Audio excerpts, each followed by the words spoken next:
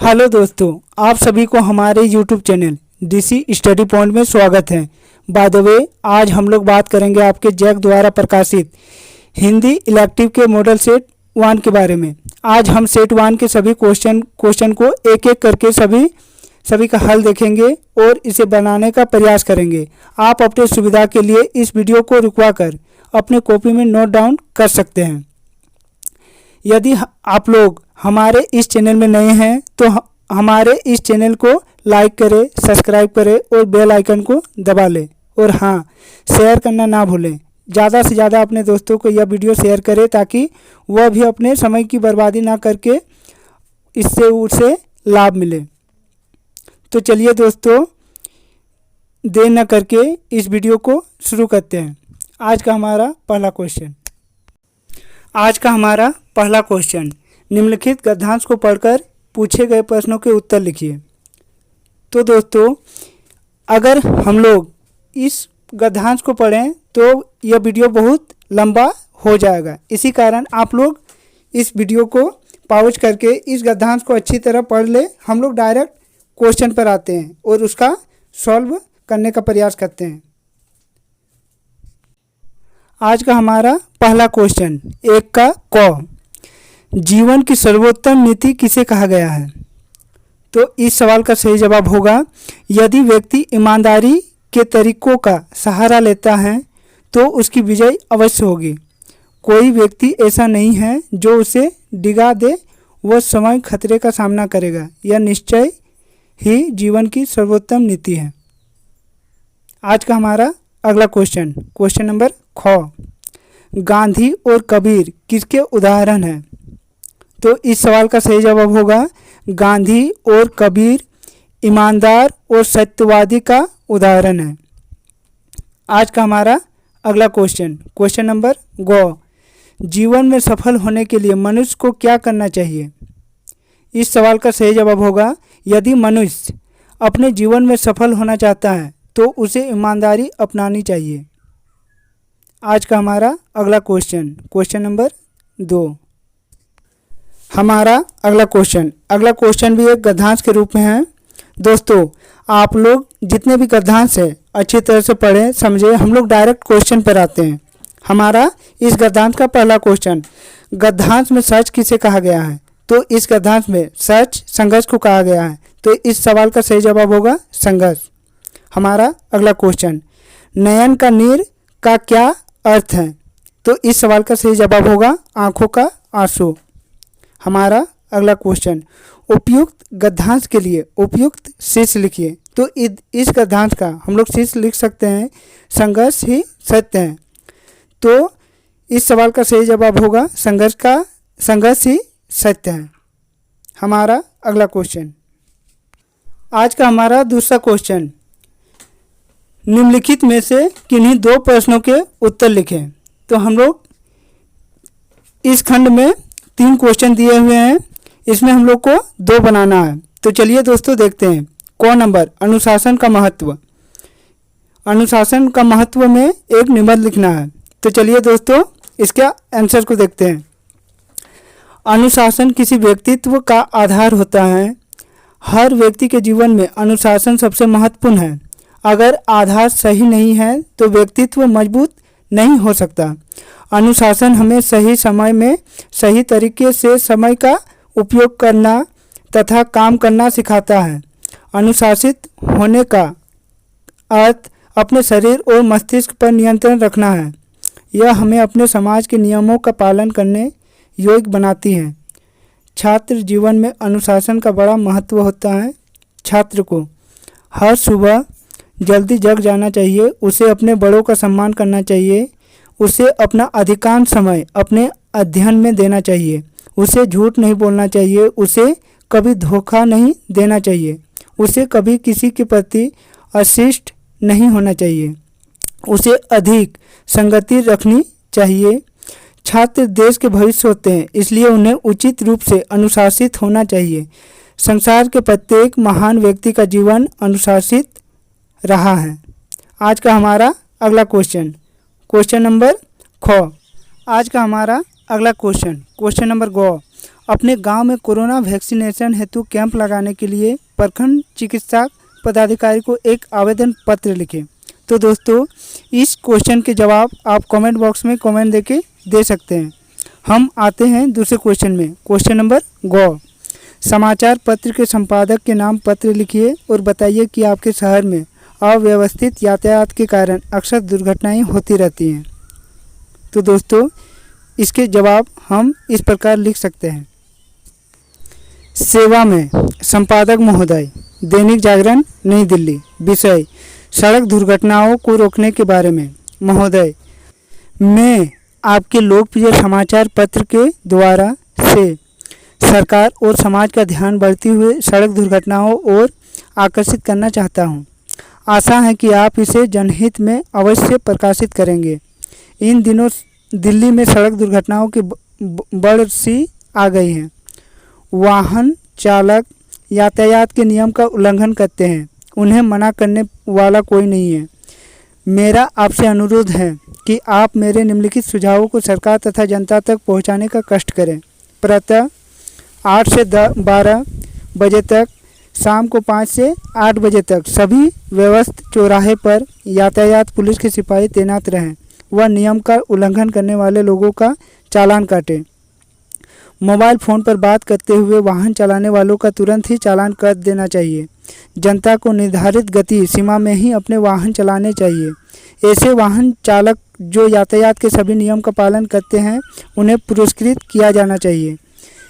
मेरा जनता से अनुरोध है कि ऐसे वाहन चालकों के वाहन नंबर नोट करके पुलिस को देने की कष्ट करें जो सड़क पर चलते समय नियमों का उल्लंघन करते हैं। धन्यवाद। जिम्मेवार नागरिक। इसके नीचे आप लोग अपने नाम लिख सकते हैं। आज का हमारा अगला क्वेश्चन नंबर गौ।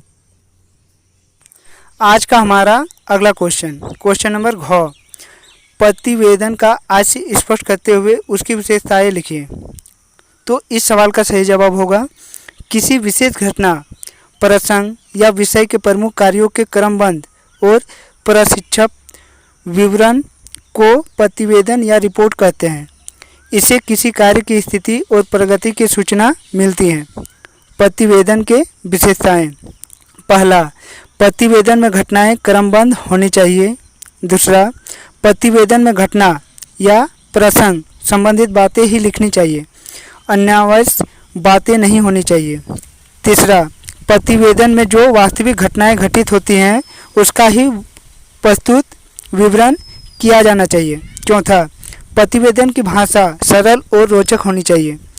पांचवा, प्रतिवेदन में किसी भी घटित भाषा का प्रयोग नहीं करना चाहिए। प्रतिवेदन में सरल और बिल्कुल आसान शब्दों का प्रयोग करना चाहिए जिससे सामने वाले को अच्छे से समझ आ जाए। आज का हमारा अगला क्वेश्चन। छोटे छोटे मोती जैसे उसके शीतल तुहिन करना को मानसरोवर के उन स्वर्णिम कमलों पर गिरते देखा है, बादल को घिरते देखा है। तो इस सवाल का सही जवाब होगा, मैंने बादलों को मोती के समान शीतल बर्फ कणों के रूप में मानसरोवर तालाब में कमलों पर गिरते हुए देखा है। इन पर्वत शिखरों पर घिरे बादल अत्यंत सुंदर एवं मनमोहक लगते हैं। आज का हमारा अगला क्वेश्चन। नींद उचट जाती है। कविता के आधार पर बताइए कि कवि की दृष्टि में बाहर का अंधेरा भीतरी दुष्प्रभावों से अधिक भयावह क्यों है। तो इस सवाल का सही जवाब होगा, कवि की दृष्टि में बाहर का अंधेरा भीतरी दुष्प्रभावों से अधिक भयावह है क्योंकि बाहर जो अंधेरा व्याप्त है वह हटने का नाम नहीं ले रहा है। इसके कारण सुबह हो नहीं पा रही है। हमारा अगला क्वेश्चन नंबर गो। पत्नी की आंखें आंखें नहीं हाथ हैं जो मुझे थामे हुए हैं से कवि का क्या अभिप्राय है। घर में वापसी कविता के आधार पर लिखिए। तो इस सवाल का सही जवाब होगा, कवि परिवार में सभी की विशेषता बताता है, वैसे ही अपनी पत्नी की भी बताता है। वह कहता है कि उसकी पत्नी का हाथ उसे बहुत प्रिय है क्योंकि वह उसे हमेशा थामे रखती है जिससे उसे हिम्मत मिलती है। आज का हमारा अगला क्वेश्चन। आज का हमारा 5वां नंबर। निम्नलिखित में से किन्हीं दो प्रश्नों के उत्तर दें। तो 5 का क को देखते हैं। स्त्री समानता को प्रतिष्ठित करने के लिए ज्योतिबा फुले के अनुसार क्या क्या होना चाहिए? तो इस सवाल का सही जवाब होगा नारी को शिक्षा का उतना ही अधिकार मिलना चाहिए जितना कि पुरुषों को। महिलाओं को पुरुषों की तरह ही काम की सुविधा का अधिकार होना चाहिए। महिलाओं को पुरुषों की तरह दुनिया में रहने का समान अधिकार होना चाहिए। आज का हमारा अगला क्वेश्चन नंबर 5 का ख। चल यह लोग हमार घर ना बनने देंगे। सुखिया के इस कथन के आधार पर खानाबदोश कहानी की मूल संवेदना स्पष्ट कीजिए। तो इस सवाल का सही जवाब होगा इस कथन से सुखिया तथा मानव जैसे लोगों की शोषण भरी जिंदगी का पता चलता है। पूंजी पैसे के जोर पर अपने हाथों की कठपुतलियां बनाकर रखना चाहता है। सूफी सेवी सिंह सूबे सिंह जैसे लोग सुखिया तथा मानव जैसे लोगों को चैन से जीने नहीं देते हैं। एक मजदूर के पास यह अधिकार नहीं होता है कि वह अपने अनुसार जीवन जी सके। वे इनके हाथों से हमेशा प्रताड़ित होते आ रहे हैं। आज का हमारा अगला क्वेश्चन 5 का ग। देश की सब प्रकार से उन्नति हो इसके लिए लेखक ने जो उपाय बताए उनमें से किन्हीं 3 का उदाहरण सहित उल्लेख कीजिए। तो इस सवाल का सही जवाब होगा लेखक ने विकास के लिए 4 कारण बताए हैं जो नीचे दिए गए हैं। पहला कारण, हमें अपने आलस्य को दूर करना होगा और अपने महत्वपूर्ण समय का उपयोग एक निर्देशित दिशा में करना होगा। दूसरा कारण, हमें इस अयोग्यता को सुधारने की आवश्यकता है जो हम बच्चों को जातिवाद, धर्म और हमारे समय को बर्बाद करने की तरह कर रहे हैं। हमें स्वार्थ को त्यागने की ज़रूरत है और हमें इन सक्रिय सोच से अपने को दूर करना चाहिए। तीसरा कारण, हमें शिक्षा के स्तर में सुधार करने की आवश्यकता है और हमें महिलाओं को भी अच्छी शिक्षा प्राप्त करने का समान अधिकार प्रदान करना होगा। चौथा कारण, हमें देश या घर से बाहर जाने और यह देखने की ज़रूरत है कि वहाँ क्या चीज़ें हो रही हैं। हमें बाहर भी अपने प्रचार में सुधार करने की आवश्यकता है। आज का हमारा अगला क्वेश्चन नंबर 6। ओम प्रकाश वाल्मीकि तथा सुदामा पांडे धूमिल की किन्हीं 2 रचनाओं के नाम लिखें। तो आज के हमारे इस सवाल का सही जवाब होगा ओम प्रकाश वाल्मीकि की 2 रचनाएं, जूठन और दूसरा घुसपैठिए। सुदामा पांडे धूमिल की 2 रचनाओं के नाम जैसे कल सुनना मुझे, दूसरा सूखी टहनी पर हरियल। आज का हमारा अगला क्वेश्चन नंबर 7। लेखक जन्मजात कलाकार हैं। हुसैन की कहानी अपनी ज़बानी आत्मकथा में सबसे पहले यह कहाँ उद्घाटित होता है? तो इस सवाल का हमारा जवाब होगा लेखक जन्मजात कलाकार हैं। इस बात का पता इस पाठ में उस समय चलता है जब बड़ौदा के बोर्डिंग स्कूल में जथा उस समय उसके ड्राइंग के टीचर मास्टर मोहम्मद अतहर ने ब्लैक बोर्ड पर सफ़ेद चौक से एक बड़ी सी चिड़िया बनाई और लड़कों से कहा कि अपनी अपनी प्लेट पर इस चिड़िया की नकल करो। आज का हमारा अगला क्वेश्चन 7वां नंबर ही है लेकिन अथवा में है, तो इसे भी हम लोग सॉल्व करते हैं। लेखक ने अलग अलग व्यक्तित्व वाले अपने 5 मित्रों के शब्द चित्र प्रस्तुत किए हैं। अलग अलग व्यक्तित्व के बावजूद ये घनिष्ठ मित्र कैसे हैं? तो इस सवाल का सही जवाब होगा लेखक की अपने सभी 5 मित्रों से मित्रता बोर्डिंग में ही हुई थी। इन 2 वर्षों में उनके मध्य इतनी घनिष्ठता हो गई कि जीवन भर वे साथ रहे। वे सभी हंसमुख थे। उनके इस स्वभाव के कारण ही वे सभी जीवन भर साथ रहे। आज का हमारा अगला क्वेश्चन नंबर 8। कला के प्रति लोगों का नज़रिया पहले कैसा था? तो इस सवाल का सही जवाब होगा कला के प्रति लोगों का नज़रिया पहले निम्न प्रकार था।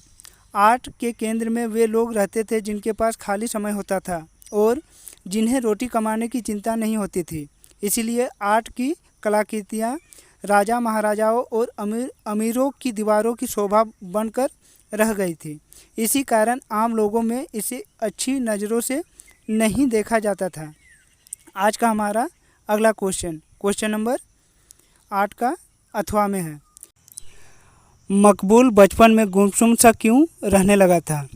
तो इस सवाल का सही जवाब होगा, दादाजी की मृत्यु के बाद हुसैन दादा के कमरे में ही बंद रहता और उनके बिस्तर में ही सोता था। हुसैन के इस तरह गुमसुम रहने का कारण उसके अब्बा ने उसे बड़ौदा के बोर्डिंग स्कूल भेज दिया था।